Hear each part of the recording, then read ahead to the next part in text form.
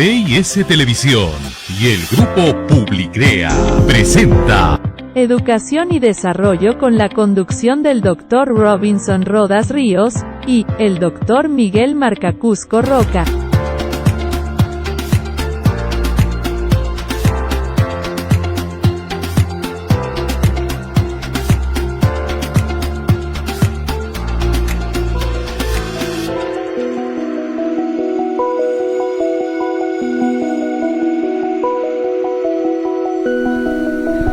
Muy buenas tardes, soy Miguel Marcacusco y vuestro servidor Robinson Rodas Ríos, un poco frustrado. Las expectativas del pueblo peruano de ir de manera directa al Mundial Qatar ha generado cierta conmoción al país. Esto también se ve en las expectativas del gobierno, ya que la moción de vacancia se va a discutir el día lunes 28. ¿Qué opinión tienes al respecto, Miguel? Sí, pues el día lunes volvemos a estas novedades políticas de nuestro país, pero curiosamente, Robinson, no hay que dejar de lado que este partido del día de ayer pudo opacar toda esta serie de hechos políticos que ya nos estábamos acostumbrando, ¿no? ¿Cómo es el fútbol? El fútbol sí definitivamente tiene esa fuerza de poder opacar todo este fenómeno político que estamos viviendo. Pero regresando a tu pregunta, Robinson, sí, pues el día lunes se discute ese tema. La verdad, creo que no van a llegar a cubrir el requisito de votos y vamos a volver a la misma historia. Y vamos a seguir sin nombrar representante del Tribunal Constitucional, vamos a seguir sin nombrar un representante del Ministerio de la Defensoría del Pueblo, vamos a seguir sin ese rol que le corresponde al Congreso. El Congreso no está cumpliendo con sus funciones y yo creo que ya debe empezar a ponerse las pilas, ¿no? Bueno, la política y el deporte no están en la misma orilla. Entiendo que el día de ayer, en la disputa del fútbol, que apasiona obviamente a millones de peruanos, quería preguntarte si fue gol o no fue gol. Definitivamente, Robinson, sí fue gol, pero volvemos a lo mismo, ¿no? Esas historias de todos los partidos que la selección ha jugado y que siempre han terminado en algo que nos ha limitado en lo que nos corresponde. Para mí fue gol. Y hasta ahora no sale nada concreto respecto salen tomas un poco desviadas para tratar de justificar que no era gol o que la pelota no estaba totalmente dentro, pero de verdad que yo creo que nuestros jugadores o nuestra selección hizo lo que tenía que hacer y estoy seguro que el día martes van a lograr lo que saben hacer, que es ganar y ganarse con justo derecho su participación en el Mundial, ¿no? Obviamente queremos ver a nuestra selección en el Mundial de Qatar, que cuenta con todo el apoyo del pueblo peruano. Precisamente también el día lunes, obviamente el pueblo va a estar conectado respecto del debate que se va a dar en el Congreso de la República. En esta oportunidad, para discutir esos temas, tenemos un invitado especial. ¿Puedes mencionar quién es, amigo Miguel? Claro. El día de hoy tenemos como invitado al doctor Antonio Arévalo, quien es fiscal adjunto en las fiscalías anticorrupción, y él va a tocar temas que van a ser relevantes para el programa y son de interés, por cuanto la fiscalía casualmente ya han elegido a un representante del Ministerio Público y son temas totalmente que son de interés. Con ustedes, el doctor Antonio Arévalo. ¿Cómo están, doctores? Muy buenas tardes, doctores. Muchas gracias por la invitación. Y bueno, a su disposición en este programa que entiendo como que busca, pues, es educar a la población, quizás, bueno, desde el punto de vista jurídico, en las instituciones que se manejan día a día para fin de que la población pueda conocer los alcances, ese sentido y el contenido de estas instituciones para que pueda comprender, ¿no? Para qué se utilizan, para qué sirven, cuál es la finalidad que tienen, ¿no?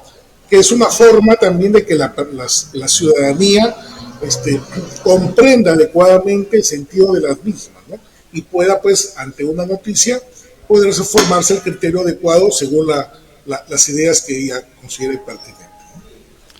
Doctor, ¿podría decirnos una reseña histórica de la Fiscalía de la Nación, del Ministerio Público? Bueno, el Ministerio Público surge, mire, bueno, ejerzo de docencia en la Escuela del Ministerio Público. El Ministerio Público surge como un organismo constitucional autónomo con la Constitución del año 1979, ¿no? Anteriormente ya era parte de la estructura del Poder Judicial, ¿no? Antes se veían lo que se denominaban los agentes fiscales, ¿no? Sin embargo, a partir del año 81, a través de una ley orgánica, la 051, se crea el Ministerio Público como un organismo independiente, ¿no? Cuya estructura sigue en símil a la estructura del Poder Judicial, así como hay, bueno, en esa época se denominaban vocales, ahora son jueces supremos, hay fiscales supremos, jueces superiores, hay fiscales superiores, jueces especializados, hay jueces también fiscales especializados o provinciales que se denominan, y bueno, también tienen los fiscales adjuntos en cada una de estas divisiones, ¿no? Cuya función principal, como todo el mundo conoce, es investigar el delito y en caso encuentre las evidencias suficientes por formular la acusación penal pública en defensa de la sociedad, del Estado y de las personas, pues, que la conforman, ¿no? Teniendo en cuenta que hay unos delitos que no son perseguibles de oficio, sino ya son perseguibles por la parte privada, ¿no? Sobre todo los delitos referentes al honor. Claro, doctor, pero este asunto de la dependencia económica que tiene el Ministerio Público siempre va a ser un dolor de cabeza para la institución que representa la Fiscalía de la Nación. Bueno, como toda entidad, pues está dentro del marco como toda entidad estatal, pues dependemos de un presupuesto central, ¿no? Entonces, y siempre, pues, los presupuestos no alcanzan, ya corresponde, bueno, ya a las autoridades centrales del Ministerio Público determinar la forma como se canalizan o cómo se ejecutan la ejecución presupuestal, ¿no? En el caso de nosotros como fiscales que trabajamos en fiscalías provinciales, ya sean comunes o especializadas, pues, hay ya formas que se están utilizando y que facilitan mucho el trabajo, ¿no? Como son la utilización de nuevas tecnologías, ¿no? Eso ha permitido también mucha colaboración y mucho avance, sobre todo a pedidos a nivel internacional en investigaciones que hemos manejado. Claro.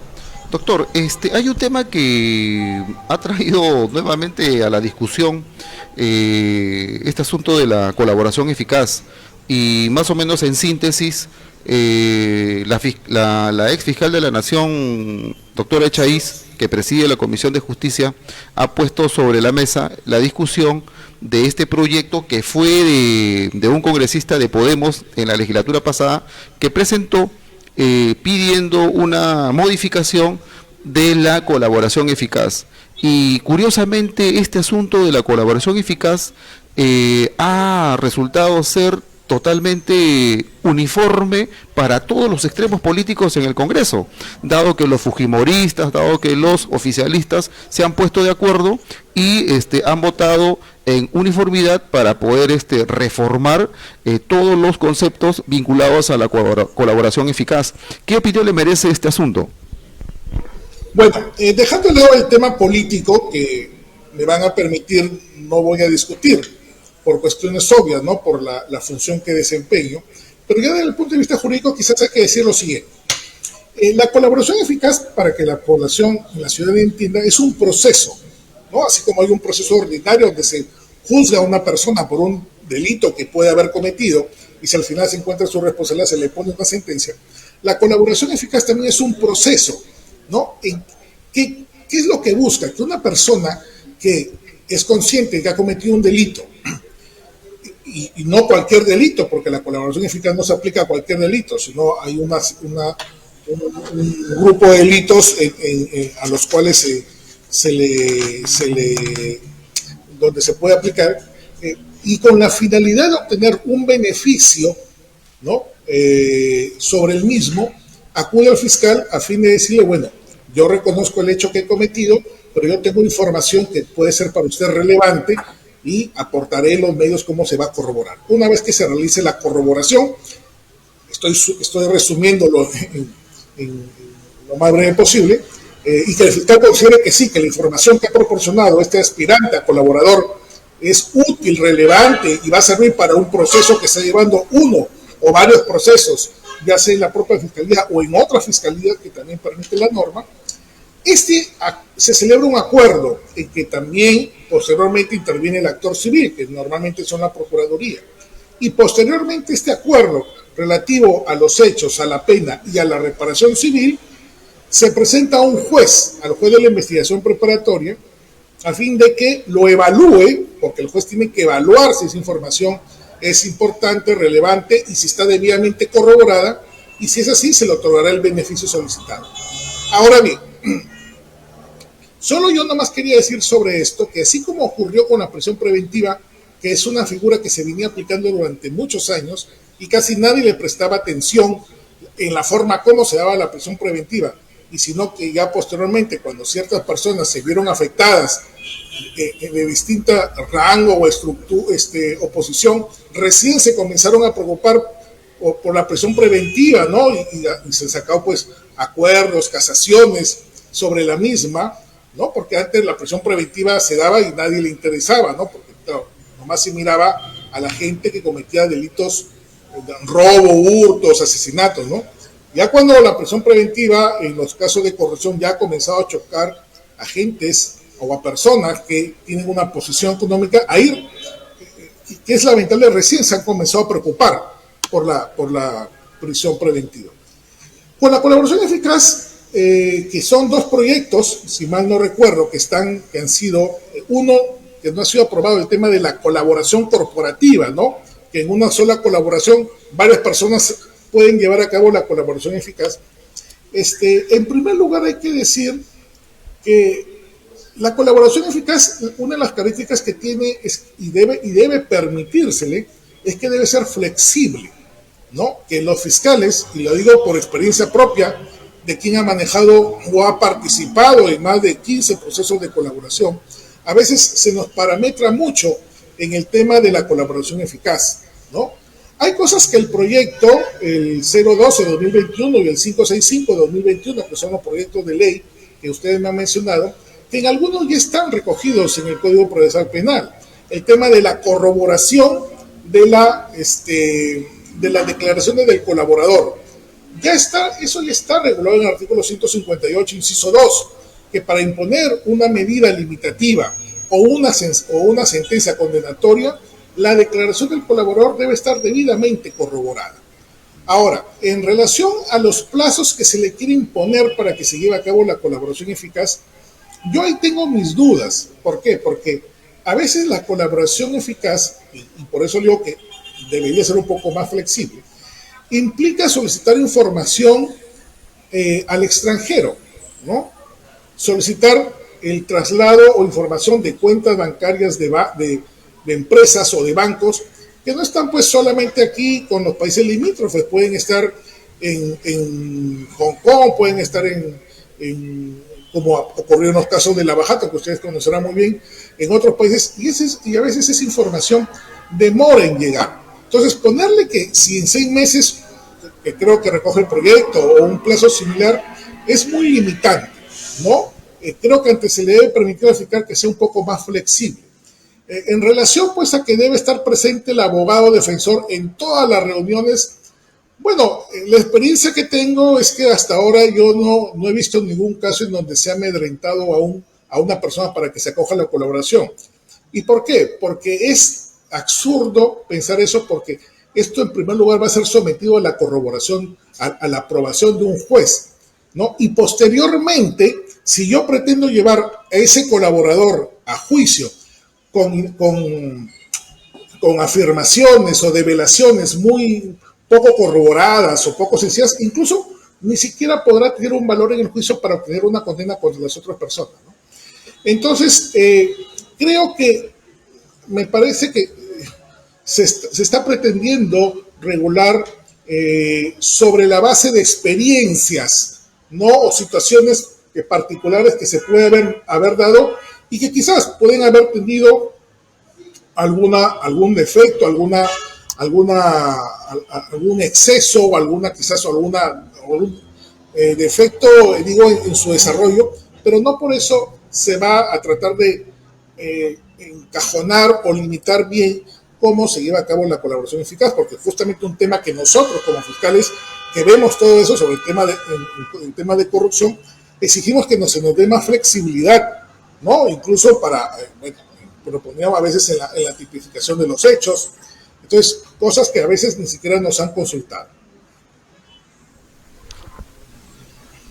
Bueno, doctor, en esa misma línea, usted como titular de la acción penal, obviamente participa en los procesos penales. ¿Qué diferencia encuentra usted entre un abogado y un fiscal? Ya que el abogado defiende a sus clientes y en ocasiones el fiscal también se convierte como abogado de las víctimas. O sea, dos preguntas. La diferencia entre un abogado y un fiscal y un juez y un fiscal. De manera académica, ¿nos podría dar algunos conceptos respecto a eso? Claro, bueno, lógicamente que primero me va a permitir señalar algunas similitudes, ¿no? Con el nuevo modelo procesal penal, que estamos hablando en ese aspecto, el fiscal y el abogado están en una misma situación de paridad frente al juez, ¿no? Ya no es como quizás se consideraba antes, que a veces el fiscal podría tener una cierta superioridad sobre el abogado defensor. Ahora no. Ahora, ante el juez, ambas partes están en la igual situación y pueden proponer sus teorías o sus requerimientos y el juez resolverá. La diferencia, lógicamente, es que el fiscal tiene la obligación de investigar. Esa es la primera obligación. No necesariamente de acusar, ¿no? Porque a veces se piensa y a veces se ha presionado a la fiscalía que forzosamente debe acusar un hecho. El fiscal, su primera obligación es investigar bien, ¿no? A diferencia del abogado defensor, que en el Perú no se le permite, o sea, no está muy regulado el que él pueda hacer acto de investigación. Y si quiere hacer algún acto de investigación, solo puede hacerlo a través del fiscal, no como en otros países, como en Estados Unidos, que el abogado puede por su cuenta hacer su investigación, tiene sus detectives particulares que pueden hacer sus actos de investigación, sus propias pericias. En cambio, en el Perú no. El fiscal es el que dirige la investigación y si el abogado quiere que se realice un acto de investigación, tiene que canalizarlo a través del fiscal. Y si el fiscal no le acepta realizar ese acto de investigación, podrá recurrir al abogado. Entonces, desde ese punto de vista, pues el fiscal, su primera función o labor es investigar. Y lógicamente el abogado, pues, a diferencia del fiscal, lo que él puede es proponer una tesis de defensa de acuerdo a lo que él encuentre en la carpeta fiscal. Ahora bien, ¿qué diferencias pueden haber entre un juez y un fiscal? Que yo siempre lo digo entre mis amigos, es que el juez administra justicia, ¿no? Personalmente, yo soy un convencido de que el juez, a diferencia del fiscal, que puede haber un fiscal que lucha contra la corrupción, que lucha contra el crimen organizado, que lucha contra la trata ilegal que lucha por los delitos comunes, ¿no? O la Contraloría que investiga cómo se ha manejado el presupuesto público en una entidad, o la policía que investiga delitos. a veces podemos caer en el error que el juez también tiene esa función, ¿no? Que el juez tiene que luchar contra la corrupción. En mi modesta opinión, el juez debe administrar justicia y darle la razón de acuerdo a los hechos a quien corresponda, ¿no? Porque si buscamos que el juez también se alinee con el fiscal, o podemos decir, ¿por qué no se puede alinear con otra parte? ¿No? Si solo vamos a aprender que el juez pues esté siempre en la línea del fiscal, desnaturaliza, creo, su función y genera a veces esa sensación de impunidad en la sociedad. Si la sociedad tiene la certeza de que un fiscal va a investigar bien, con objetividad, si encuentra elementos, va a acusar, si no encuentra elementos, planteará un sobreseimiento. Y si la ciudadanía tiene la convicción de que si ese caso donde ella lo están acusando, lo llevan a un juez, un ciudadano, me llevan ante un juez, y yo sé que el juez va a resolver conscientemente, no parcializado, porque no, el juez tiene que luchar contra la corrupción, no, lógicamente debe administrar justicia con sentido realista también, no va a imaginar situaciones ideales, pero el juez lo que debe hacer es administrar justicia en función a los requerimientos que plantean las partes, ¿no? ¿Por qué? Porque si no, en mi modesta opinión, estaría desnaturalizando su función y, creo yo, cometiendo una injusticia mayor. Doctor, la carga fiscal siempre ha sido un tema de discusión, por cuanto muchas veces se le señala y se les indica a la Fiscalía por las demoras en acusar. Particularmente en el caso de usted es fiscal en temas anticorrupción. Así es. ¿Usted podría comentar algún hecho relevante respecto a los temas que usted ha podido desarrollar o llevar desde su tribuna o su trinchera? Bien, sobre la carga fiscal definitivamente es un hecho claro y perceptible que hay carga fiscal, ¿no? Y lógicamente, quizás porque aún este cambio de un modelo escritural, ¿no?, que era el que manejábamos antes del 2004 con el Código de Procedimientos Penales, a un modelo oral que igual en muchos aspectos sigue siendo de escritura, todavía creo que va a tener unos años hasta que nos mentalicemos, ¿no? Hasta que los que trabajamos como en la policía y los que trabajamos en la fiscalía sepamos que debemos ser un poco más operativos en cuanto a las investigaciones de acuerdo al hecho que tengamos. Tener en cuenta también que cada hecho que investigamos es muy importante. Pero en el caso de corrupción, por ejemplo, ¿no?, que también se da esa situación, es por una sencilla razón, porque, y también pasa en las fiscalías que ven hechos delitos comunes, que es que a veces la información que se solicita, primero que tenemos que pasar por varios filtros, ¿no? Por ejemplo, si en nuestro caso, en corrupción de funcionarios, queremos solicitar el levantamiento del secreto bancario, pues bueno, por ley tenemos que ir a un juez, ¿no?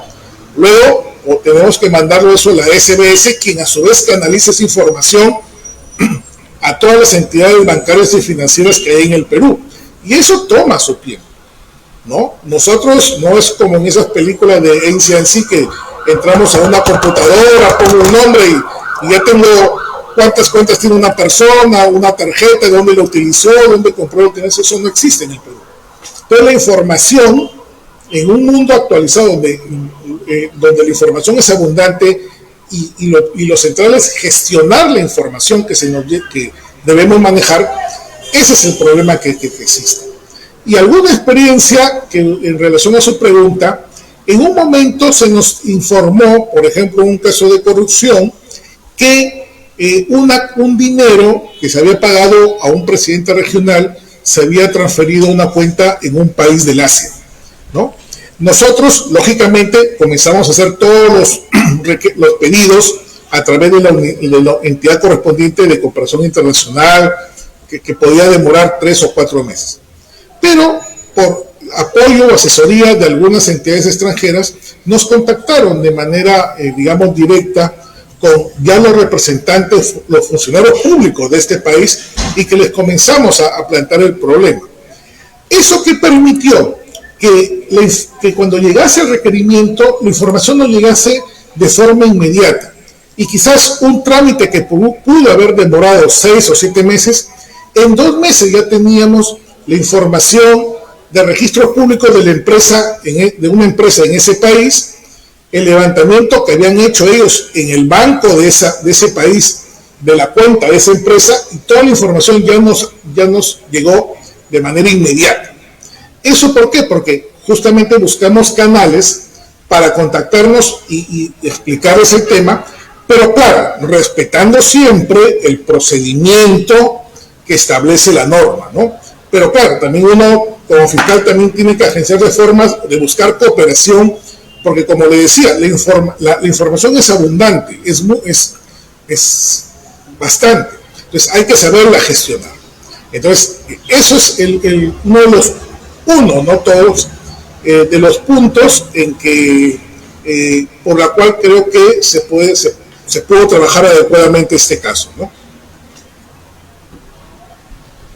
Doctor, la política y el derecho no son gemelas, no están en la misma orilla. El político convence hasta hacer un puente donde no hay río. En cambio, el juez y el fiscal actúan de acuerdo a un razonamiento, de acuerdo a las normas. Ya un político ha dicho de que las instituciones como el Tribunal Constitucional, con mandato vencido sus miembros, la Defensoría del Pueblo con mandato vencido. Eso mismo está pasando en el Ministerio Público. Hay crisis de gobernabilidad.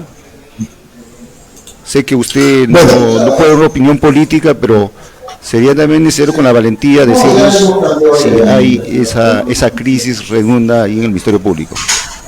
No hay una crisis, simplemente que por el momento solamente hay 2 fiscales supremos, nada más, ¿no? Lo que se debe hacer es esperar que se elija a un tercer fiscal supremo para que se pueda escoger, de acuerdo a la norma que establece la ley orgánica, al fiscal de la nación. Lamentablemente, por el momento y por las situaciones que ustedes han conocido, solamente por el momento existen 2 fiscales supremos, nada más, ¿no? Entonces, para respetar la norma, se debe designar a un tercer fiscal supremo para que haya junta y se pueda escoger a un fiscal de la nación. Y eso es lo que está pasando, nada más, ¿no? Bueno, el tema ya, el trasfondo político yo ya me exonero de comentar, pero jurídicamente lo que ocurre es eso. Simplemente, solamente son 2, la norma, la ley orgánica exige que deben haber 3 para que se pueda designar un fiscal de la nación, ¿no?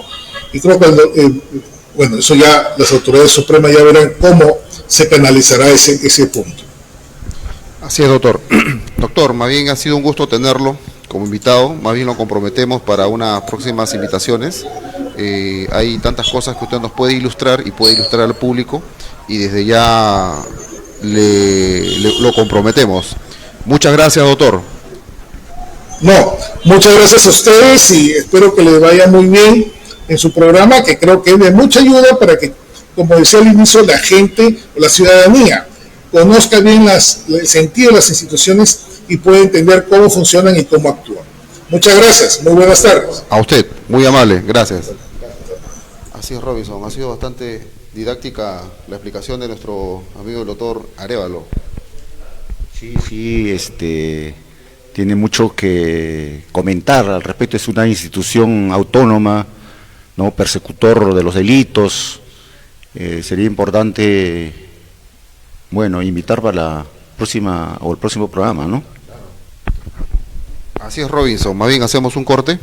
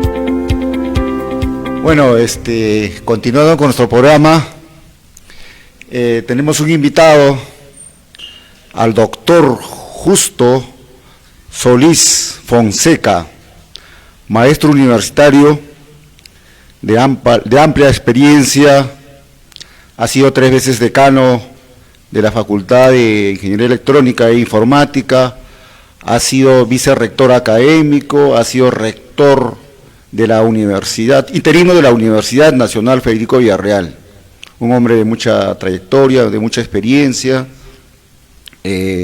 Nos va a comentar respecto del proyecto, ¿no?, presentado por el gobierno de las universidades, es decir, el ingreso libre.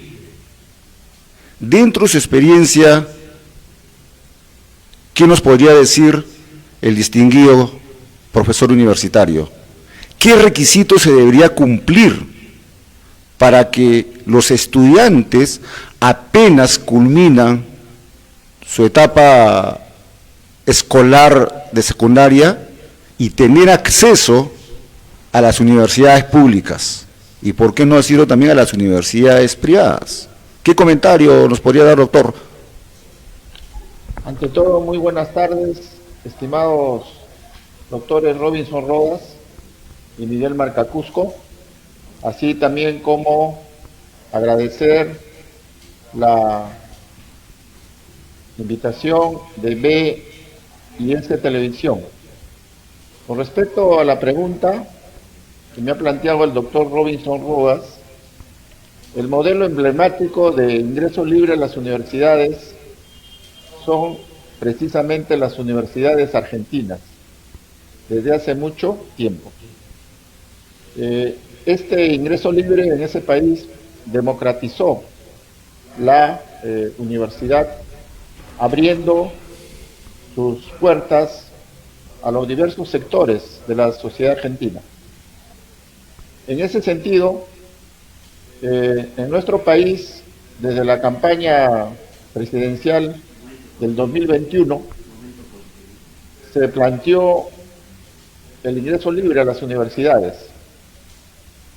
Yo creo que debemos ser receptivos a estas ideas, toda vez que se trata de la educación de los jóvenes universitarios.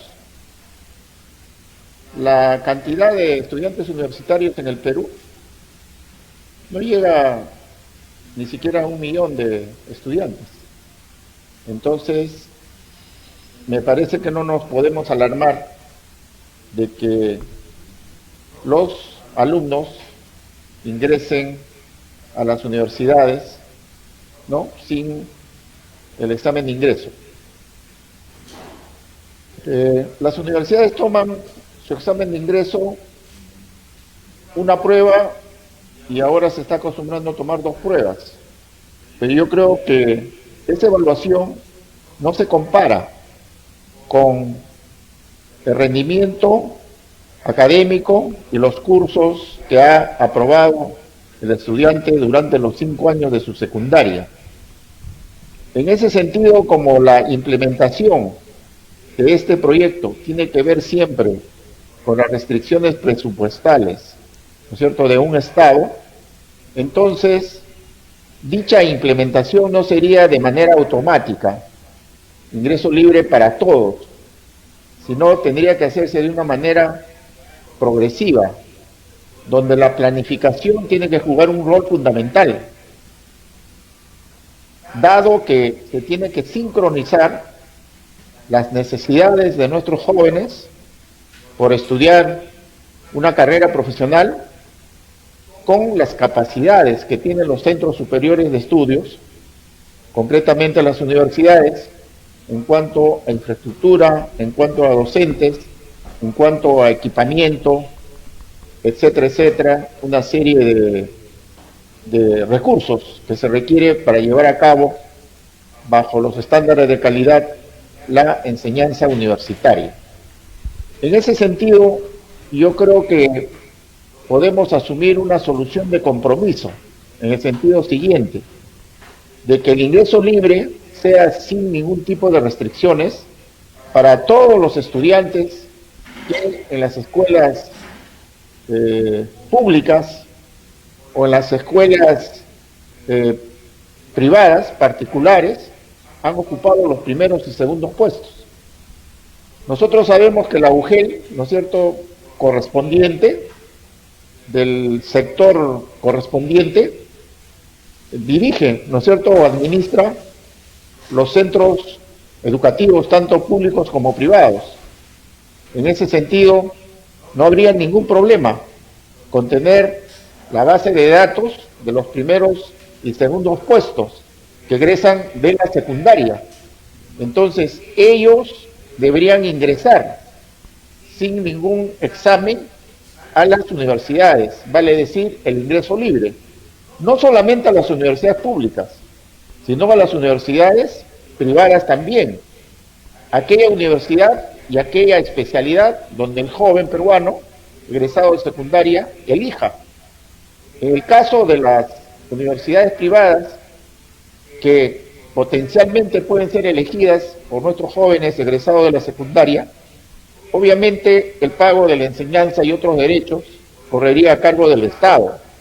O sea, no se puede implementar pues un proyecto tan importante sin pensar también en una inversión estatal. Esta inversión estatal tiene que darse y para ello tiene que priorizarse los gastos. Y tal como manifestó doctor Robinson en el primer programa, ¿no? En el primer programa, la educación pues es la base para el desarrollo integral de una nación, no solamente profesional, sino desde todo punto de vista. En ese sentido, ningún Estado, me parece, ninguna sociedad debe escatimar esfuerzos, ¿no?, para invertir en la educación de nuestros jóvenes, porque ello va de la mano con la competitividad de nuestro país en los diferentes sectores y en las diferentes áreas productivas o de servicios que hoy día tenemos, y que el Perú, por ejemplo, está luchando por pertenecer a un exclusivo club, a la OCDE, ¿no?, donde para ingresar a este club, diría de alguna manera, ¿no?, se necesita pues reunir ciertos requisitos. Ahora bien, me pueden decir que el ingreso libre de primeros y segundos puestos a las universidades ya existen, efectivamente. Eso está en la ley universitaria y también durante todos los periodos de admisión, los centros superiores de estudio, concretamente los centros públicos universitarios, destinan un determinado número de vacantes para primeros y segundos puestos, pero que ese número de vacantes no tiene relación con la cantidad de primeros y segundos puestos, ¿no?, que existen pues en la región donde está emplazada la respectiva universidad. Yo conozco de una universidad que hace 2 años tiene una magnífica sede que por razones legales, ¿no?, o de interpretación legal, no puede hacer uso y utilizarlo como sede, puesto que estas construcciones de unos magníficos pabellones de estudio con comedores, con laboratorios, con auditorios, etcétera, no están en la región Lima, sino están en la región Callao. Entonces, hay que darnos cuenta que esta indecisión, ¿no es cierto?, de no utilizar los locales que ya se tienen, está pues afectando las posibilidades de que los jóvenes puedan estudiar, ¿no? En ese sentido pues se debe allanar el camino para que las capacidades ociosas de nuestros centros universitarios puedan ser utilizados y no lo tomemos pues como bandera para decir que no hay recursos. Posiblemente no haya recursos para ingreso libre para todos, pero sí de una manera piloto se puede empezar, como le repito, con los primeros y segundos puestos, ¿no? los cuales, en las actuales circunstancias, las vacantes ofrecidas por los centros universitarios pues son mínimas y no satisfacen la gran expectativa de los jóvenes de estudiar una carrera. En ese sentido, pues, yo creo que se le debe abrir las puertas, ¿no es cierto?, a los primeros y segundos puestos, y luego, en un siguiente periodo, aperturar el ingreso, por ejemplo, para el quinto superior de la secundaria, luego para el tercio superior, y así sucesivamente, hasta que la mayoría de nuestros estudiantes de secundaria en el futuro puedan ingresar libremente a las universidades. Yo creo que con esta medida no se está afectando la meritocracia. Y como dije al comienzo, comparemos dos exámenes de admisión que actualmente está dando el postulante versus los 5 años de estudios en la secundaria, ¿no? Donde ha pasado los diferentes tamices y ha ocupado pues un respetable primer puesto, un respetable segundo puesto. Entonces debemos motivar a estos alumnos, ¿no?, talentosos, esforzados, que durante su trayectoria y su permanencia en la secundaria han demostrado pues muchas calidades y cualidades para merecer, ¿no?, un ingreso directo a la universidad privada o pública. En esa misma línea, doctor, ¿qué acciones debería tomar el Ministerio de Educación como ente rector? Entendiendo de que para postular e ingresar a las universidades nacionales, como el caso de San Marcos, la Universidad Federico Villarreal, se presenta pues entre 50.000, 30.000 postulantes para una cantidad de 5.000 y 3.000, 5.000 vacantes. O sea, ¿qué acciones debería desarrollar el Ministerio de Educación? Disculpe, ¿eso pasa por una cuestión de ensanchar la infraestructura de las universidades o crear nuevas universidades? A ver, en primer lugar debe haber una coordinación entre la dependencia del Ministerio de Educación, que ve el caso de las universidades, y las propias autoridades universitarias. Muchas universidades públicas ya han estado analizando la posibilidad de implementar, ¿no?, el ingreso libre. Y bueno, algún rector ha propuesto que sea el quinto superior. Se ha hecho una especie de sondeo piloto, pero que ingresen todos los primeros y segundos puestos, yo creo que sería un buen punto de partida. Obviamente tiene que aumentarse el presupuesto. Ahora, el CEPLAN, que es el Centro de Planificación, tiene que hacer una planificación de la educación, es decir, de las tendencias de las profesiones. ¿Qué profesiones son las que actualmente más necesita el Perú y qué profesiones están siendo también más demandadas actualmente por los jóvenes universitarios? Por ejemplo, en el área de ingeniería hay un déficit de ingenieros en nuestro país. Solamente de ingenieros de telecomunicaciones se requiere 3.000 ingenieros de telecomunicaciones, y en el país no lo tenemos en esa cantidad, ¿no?, de ingenieros. Por lo tanto, no se puede decir que no hay una demanda, ¿no?, en ingeniería de telecomunicaciones, y tampoco no se puede decir que no hay necesidad del país de tener este tipo de profesionales para poder llevar adelante su desarrollo socioeconómico, político, etcétera. Ahora, no todas las universidades posiblemente tengan las capacidades, pero si se hace un análisis exhaustivo y una planificación cuidadosa, sincronizando, ¿no?, las demandas por estudiar las diferentes especialidades y los recursos y las capacidades que actualmente tienen los centros superiores de estudio, entonces vamos a encontrar posiblemente muchas universidades que tienen un exceso de capacidad instalada que permanece ociosa, sin utilizar, mientras hay un grueso de nuestros jóvenes egresados de la secundaria, o que esos jóvenes que han egresado en años anteriores, se va acumulando el número de estos jóvenes que no estudian, ¿no?, ni siquiera una carrera técnica en un instituto superior tecnológico. En ese sentido, pues, yo creo que es factible, ¿no? Es factible que se empiece por dar ingreso libre a todos los egresados de la secundaria que hayan ocupado los primeros y segundos puestos en sus respectivos centros escolares.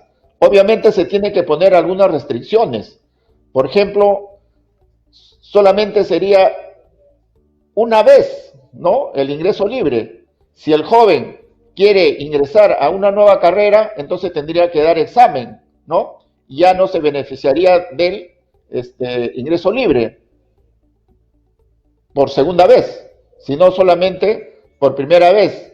Y también en los 2 primeros ciclos, que normalmente se llaman de estudios generales, se puede hacer, pues, cumplimiento a las disposiciones que existen, ¿no? Si salen desaprobados en 3 o más asignaturas, ¿no?, en 3 o más asignaturas, o salen desaprobados en la misma asignatura por 3 veces consecutivas, bueno, se van de la universidad. Lo que pasa es que eso no se cumple en las universidades de manera contundente, ¿no?, dado que se le da oportunidades a los jóvenes para que se queden, ¿no?, en contra de los dispositivos que son sumamente claros, ¿no?, que si un estudiante desaprueba 3 veces seguido, entonces tiene que dejar la universidad, ¿no?, o que si desaprueba más de 4 asignaturas, ¿no?, también tiene que dejar la universidad. Pero esa disposición no se cumple en las universidades, ¿no?, a cabalidad. Pero sí podríamos hacer, pues, con los que han ingresado por el sistema de ingreso libre. Me estoy refiriendo a los primeros y segundos puestos. Para los primeros y segundos puestos, por ejemplo, que ingresen a las universidades privadas, el Estado debe asumir, pues, el pago correspondiente de su pensión de enseñanza, ¿no?, y otros gastos, ¿no? Esos serían algunos criterios, ¿no es cierto?, para regular el ingreso libre, de tal manera que no se distorsione ni se abuse de esta posibilidad que se le está dando a nuestros estudiantes. La lucha es enorme de parte de los jóvenes de ingresar a la universidad pública, entendiendo de que las universidades privadas albergan casi más del 80% y las universidades públicas el 20%. Por eso insisto en mi pregunta, ¿es viable el proyecto presentado por el gobierno respecto del ingreso directo de los estudiantes que terminan o culminan su secundaria? Es factible en el sentido que es un derecho, ¿no es cierto?, que está amparado en la Constitución del Estado, en todas nuestras constituciones, inclusive en la anterior.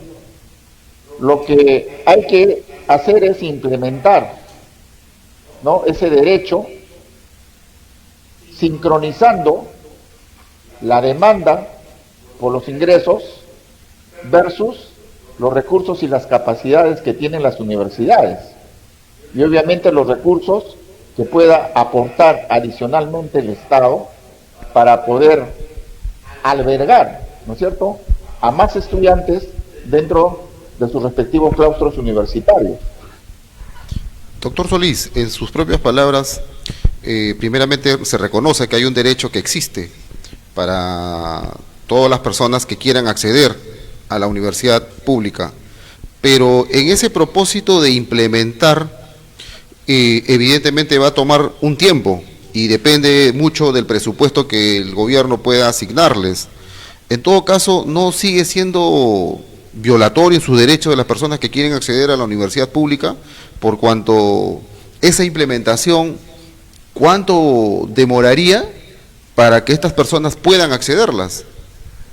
Claro, debería haber una implementación progresiva, como le digo. En primer lugar, deben entrar todos los primeros y segundos puestos. Y luego para el siguiente periodo, ¿no? Para el 2023, por ejemplo, o para el 2024, ampliar al quinto superior. Ya no solo los primeros y segundos puestos, sino el quinto superior de los egresados de la educación secundaria. A cualquier universidad, sea pública o privada, ¿no? Y así sucesivamente. En un siguiente periodo sería el tercio superior, hasta hacer universal, pues, el ingreso libre a las universidades, ¿no? Yo creo que implementando de manera progresiva, las universidades, el Ministerio de Educación, en lo que respecta a su dependencia de coordinación universitaria, va a adquirir experiencia, ¿no es cierto?, para llevar a cabo este importante proyecto que va a satisfacer una demanda social válida, ¿no es cierto?, que es un derecho humano, ¿no?, y además está en nuestra Constitución.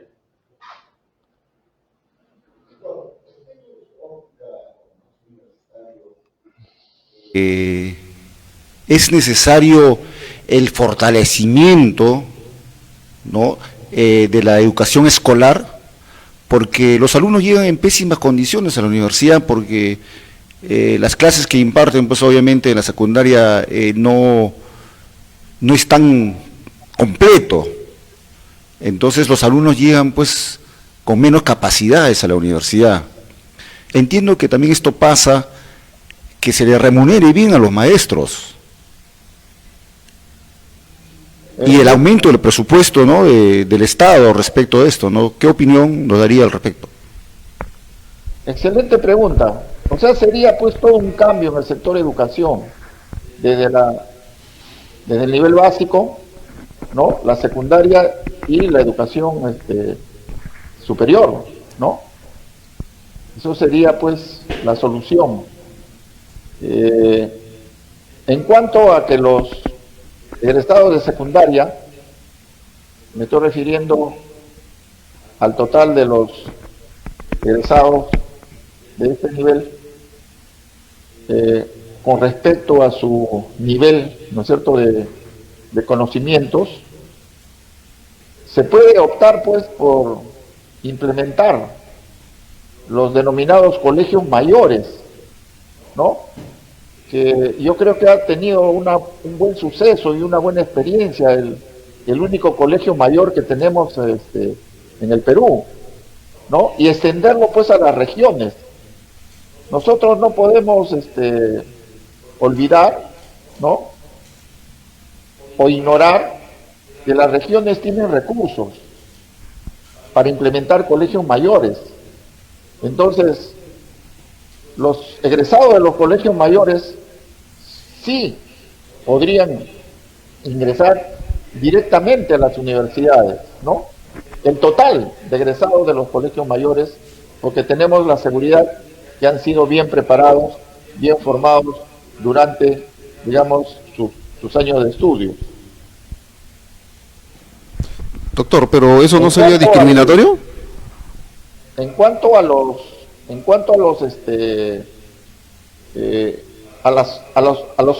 las otras facilidades que se dan a los estudiantes, ¿no?, cuando ya están en el colegio, cuando ya están en la universidad, como el desayuno escolar o el almuerzo, esto se tiene que extender, ¿no?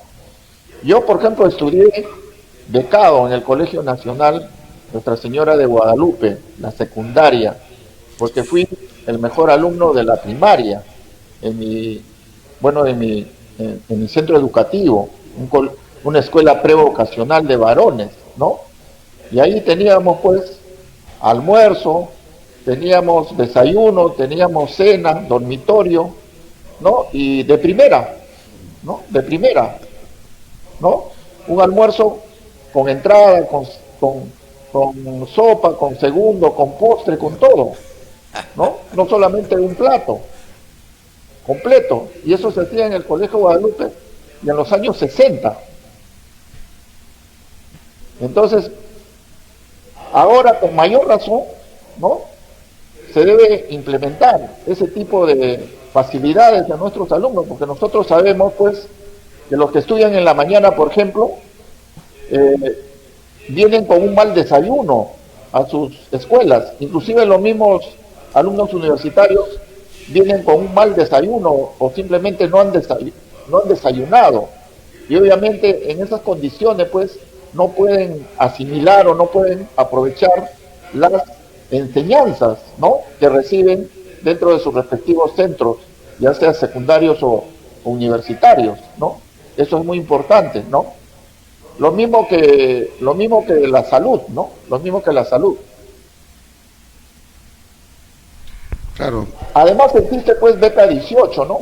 Pero hay que extender el beneficio de beca 18 a más personas, a más estudiantes. Tiene unas experiencias exitosas los egresados de la beca 18. Han formado empresas de tipo tecnológico, han viajado al extranjero, han participado en lo que se llama las estancias, ¿no? Las estancias guiadas. Entonces es una buena solución también la beca 18, pero ampliando a más estudiantes, no solamente a unos cuantos. Claro, doctor, definitivamente estas iniciativas que se han dado están empezando a dar sus efectos positivos, y es que eso es importante porque la experiencia de otros países en materia educativa traslucen eso, ¿no? En el caso de Irlanda, ¿no?, el gobierno, los privados se pusieron de acuerdo y empezaron a una nueva era que usted en algún momento nos comentó. Doctor, ¿usted como académico está en alguna apuesta de elección dentro de la Universidad Nacional Federico Villarreal? Efectivamente, hay un cronograma de elecciones para la Asamblea Universitaria de la Universidad Nacional Federico Villarreal. Justamente uno de los temas que vamos a poner en debate es el ingreso libre a las universidades y la forma como se puede implementar en la práctica dicho proyecto y otros proyectos interesantes más. ¿Cuál es su propuesta, su mensaje? Quiero agradecer la invitación para haber analizado un tema tan importante y de actualidad. Lo mismo a BIS Televisión. Yo invoco a todos mis colegas universitarios de las 3 categorías, profesores principales, asociados y auxiliares, apoyar a la lista Unidos por Villarreal que participa para la asamblea universitaria de esa universidad. Muchas gracias. Usted es una persona que siempre nos nutre con mucha información y estamos seguros que contaremos con su presencia en un nuevo programa. Señores, ha sido todo por hoy. Los invitamos para el próximo programa. Bueno, muchas gracias. Hemos culminado nuestro programa invitando y agradeciendo a los expositores de esta tarde, e invitamos pues a todos nuestros oyentes, seguidores, para nuestro próximo programa los viernes de 5 a 6. Muchas gracias.